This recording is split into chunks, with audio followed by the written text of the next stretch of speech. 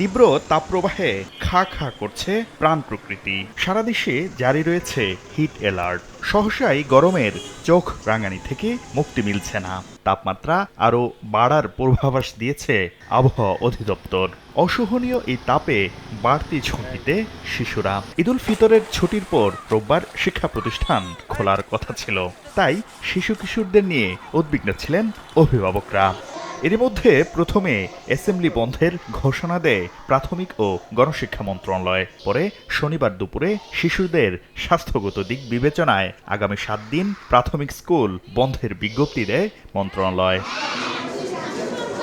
খানিকটা পরই মাধ্যমিক ও উচ্চ মাধ্যমিক পর্যায়ের শিক্ষা প্রতিষ্ঠানও বন্ধের কথা জানায় শিক্ষা মন্ত্রণালয়। মন্ত্রী জানান, স্বাস্থ্য মন্ত্রণালয়ের পরামর্শ ও আবহাওয়া অধিদপ্তরের পূর্বাভাস বিবেচনায় ২৭ এপ্রিল পর্যন্ত বন্ধ থাকবে স্কুল, কলেজ ও আলিয়া মাদ্রাসা।